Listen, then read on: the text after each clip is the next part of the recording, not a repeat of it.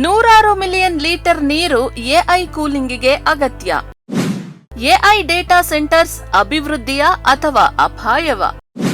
ಬೇರೆಲ್ಲ ದೇಶಕ್ಕೆ ಬೇಡವಾದ ಎಐ ಡೇಟಾ ಸೆಂಟರ್ಗಳು ಭಾರತಕ್ಕೆ ಬೇಕೇ?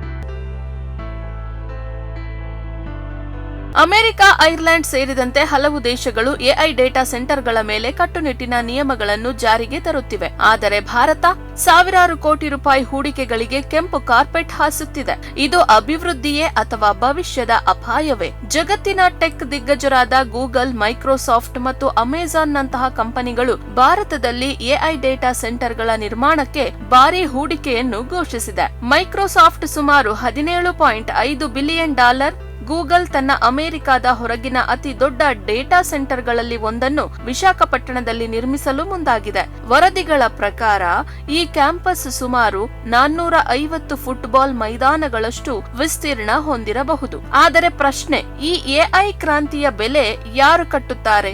ದೊಡ್ಡ ಎಐ ಡೇಟಾ ಸೆಂಟರ್ಗಳು ಸರ್ವರ್ಗಳನ್ನ ತಂಪಾಗಿಡಲು ಪ್ರತಿ ವರ್ಷ 100 ಮಿಲಿಯನ್ ಲೀಟರ್ಗಳಷ್ಟು ನೀರನ್ನು ಬಳಸುವ ಸಾಮರ್ಥ್ಯವನ್ನು ಹೊಂದಿರಬೇಕು. ಇದೇ ಕಾರಣಕ್ಕೆ ಅಮೆರಿಕ ಅರಿಜೋನಾದ ಟಕ್ಸನ್ನಲ್ಲಿ ಡೇಟಾ ಸೆಂಟರ್ ಯೋಜನೆಯ ವಿರುದ್ಧ ಸ್ಥಳೀಯರು ಕುಡಿಯುವ ನೀರಿನ ಭದ್ರತೆಗಾಗಿ ಪ್ರತಿಭಟನೆಯನ್ನ ನಡೆಸಿದ್ರು. ಐರ್ಲೆಂಡ್ ಡಬ್ಲಿನ್ನಲ್ಲಿ ವಿದ್ಯುತ್ ಮತ್ತು ನೀರಿನ ಮೇಲಿನ ಒತ್ತಡದ ಕಾರಣ ಹೊಸ ಡೇಟಾ ಸೆಂಟರ್ಗಳಿಗೆ ಕಟ್ಟುನಿಟ್ಟಿನ ನಿರ್ಬಂಧಗಳನ್ನು ವಿಧಿಸಲಾಗಿದೆ.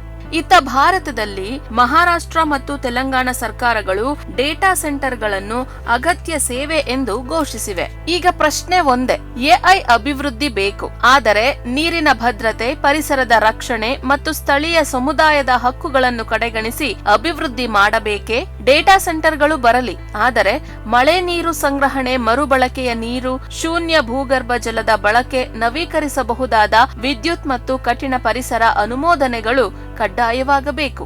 ಇಲ್ಲದಿದ್ದರೆ ಇದು ಎಐಗಾಗಿ ನಾವು ಕಟ್ಟುತ್ತಿರುವ ಕಟ್ಟಡಗಳು ನಾಳೆ ನೀರಿಗಾಗಿ ಕಟ್ಟಬೇಕಾದ ಸಾಲುಗಳಾಗಿ ಬದಲಾಗಬಹುದು. ಅಭಿವೃದ್ಧಿ ಮತ್ತು ಪರಿಸರ ಎರಡರ ನಡುವಿನ ಸಮತೋಲನ ಸಾಧಿಸುವುದು ಈಗಿನ ಅತ್ಯಂತ ದೊಡ್ಡ ಸವಾಲು. ಇದರ ಬಗ್ಗೆ ನಿಮ್ಮ ಅಭಿಪ್ರಾಯವೇನು? ಕಮೆಂಟ್ ಮಾಡಿ.